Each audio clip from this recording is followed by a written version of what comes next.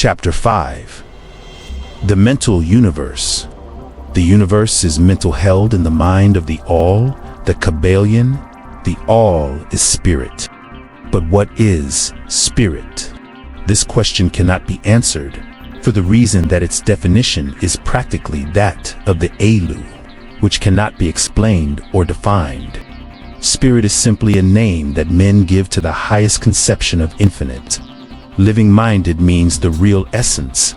It means living mind, as much superior to life and mind as we know them, as the latter are superior to mechanical energy and matter.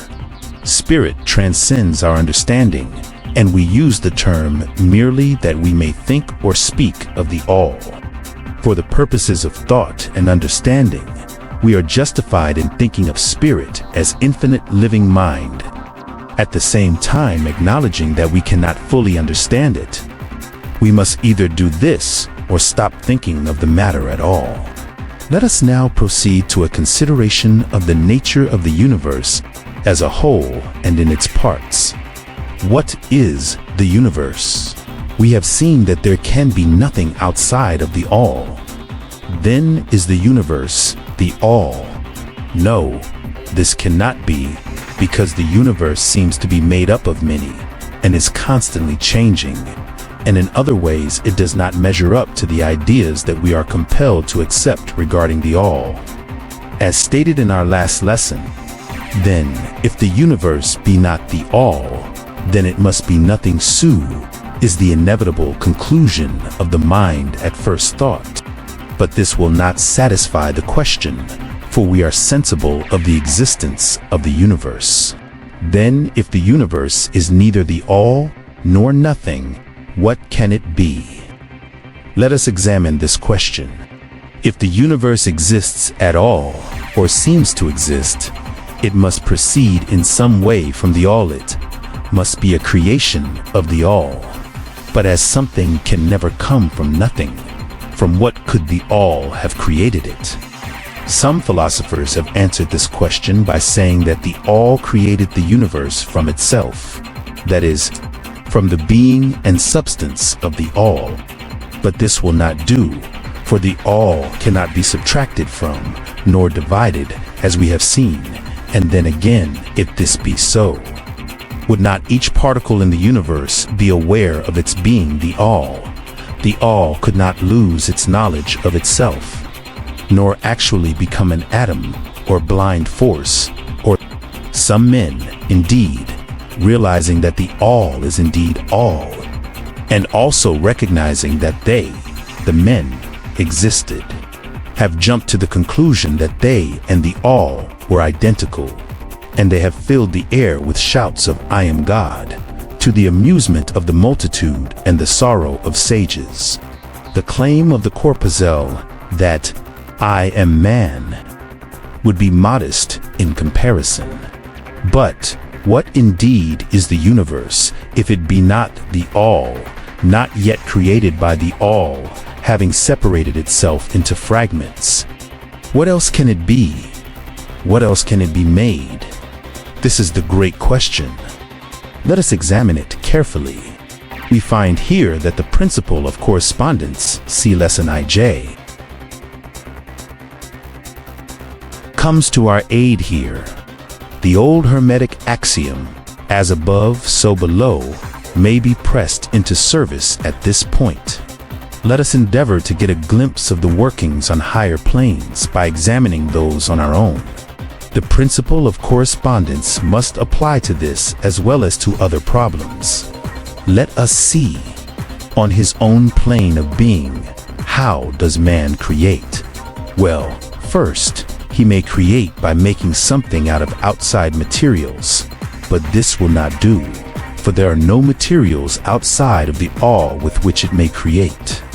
Well then, secondly, man procreates or reproduces his kind by the process of begetting, which is self-multiplication accomplished by transferring a portion of his substance to his offspring. But this will not do, because the All cannot transfer or subtract a portion of itself, nor can it reproduce or multiply itself. In the first place, there would be a taking away, and in the second case, a multiplication or addition to the all, both thoughts being an absurdity. Is there no third way in which man creates?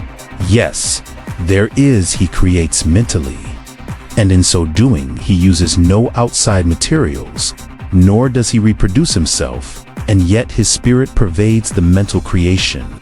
Following the principle of correspondence, we are justified in considering that the all creates the universe mentally, in a manner akin to the process whereby man creates mental images.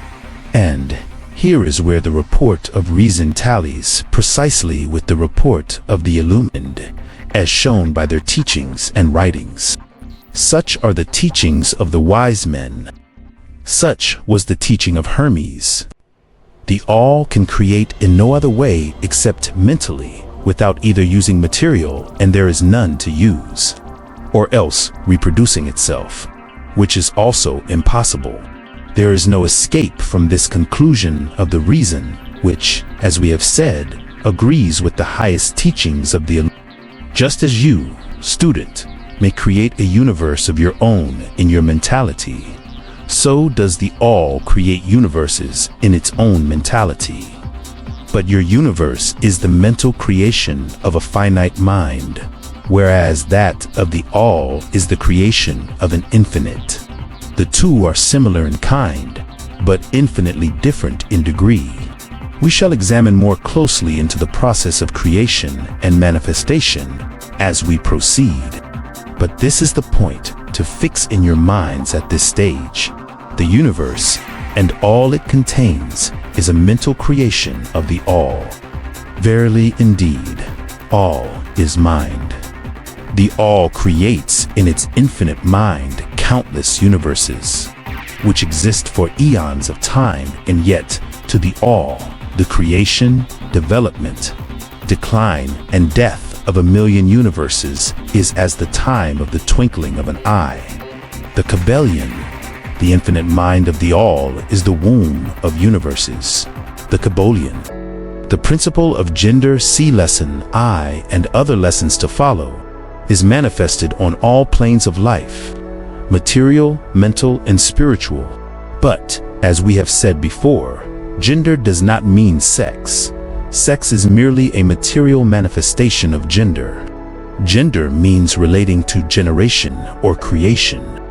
And wherever anything is generated or created, on any plane, the principle of gender must be manifested. And this is true even in the creation of universes. Now do not jump to the conclusion that we are teaching that there is a male and female God or creator.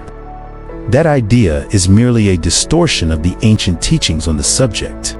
The true teaching is that the all, in itself, is above gender, as it is above every other law, including those of time and space. It is the law from which the laws proceed, and it is not subject to them. But when the all manifests on the plane of generation or creation, then it acts according to law and principle, for it is moving on a lower plane of being, and consequently it manifests the principle of gender in its masculine and feminine aspects on the mental plane. Of course, this idea may seem startling to some of you who hear it for the first time, but you have all really passively accepted it in your everyday conceptions. You speak of the fatherhood of God and the motherhood of nature of God, the divine Father, and nature, the universal mother, and have thus instinctively acknowledged the principle of gender in the universe. Is this not so? But the Hermetic teaching does not imply a real duality. The all is one. The two aspects are merely aspects of manifestation. The teaching is that the masculine principle manifested by the ALL stands, in a way, apart from the actual mental creation of the universe. It projects its will toward the feminine principle, which may be called nature, whereupon the latter begins the actual work of the evolution of the universe, from simple centers of activity on to man, and then on and on still higher, all according to well-established and firmly enforced laws of nature. if you prefer the old figures of thought. You may think of the masculine principle as God, the Father, and of the feminine principle as nature, the universal mother from whose womb all things have been born. This is more than a mere poetic figure of speech. It is an idea of the actual process of the creation of the universe. But always remember that the all is but one, and that in its infinite mind the universe is generated, created, and exists. It may help you to get the proper idea if you will apply the law of correspondence to yourself and your own mind. You know that the part of you which you call T, in a sense, stands apart and witnesses the creation of mental images in your own mind. The part of your mind in which the mental generation is accomplished may be called the me in distinction from the I, which stands apart and witnesses and examines the thoughts, ideas, and images of the me. As above, so below, remember. And the phenomena of one plane may be employed to solve the riddles of higher or lower planes. Is it any wonder that you, the child, feel that instinctive reverence for the all, which feeling we call religion, that respect and reverence for the Father Mind? Is it any wonder that, when you consider the works and wonders of nature, you are overcome with a mighty feeling which has its roots away down in your inmost being? It is the mother mind that you are pressing close up to, like a babe to the breast. Do not make the mistake of supposing that the little world you see around you, the earth, which is a mere grain of dust in the universe, is the universe itself. There are millions upon millions of such worlds, and greater. And there are millions of such universes in existence within the infinite mind of the all. And even in our own little solar system, there are regions and planes of life far higher than ours, and beings compared to which we earthbound mortals are as the slimy life forms that dwell on the ocean's bed when compared to man. There are beings with powers and attributes higher than man has ever dreamed of the gods possessing. And yet these beings were once as you, and still lower, and you will be even as they, and still higher, in time, for such is the destiny of man as reported by the And death is not real, even in the relative sense it is, but birth to a new life. And you shall go on, and on, and on, to higher and still higher planes of life. For eons upon eons of time, the universe is your home, and you shall explore its farthest recesses before the end of time. You are dwelling in the infinite mind of the all, and your possibilities and opportunities are infinite, both in time and space. And at the end of the grand cycle of eons, when the all shall draw back into itself all of its creations, you will go gladly, for you will then be able to know the whole truth of being at one with the all. Such is the report of the illumined, those who have advanced well along the path. And, in the meantime, rest calm and serene. You are safe and protected by the infinite power of the Father-Mother Mind. Within the Father-Mother Mind, mortal children are at home. The Kybalion. There is not one who is fatherless nor motherless in the universe. Kybalion.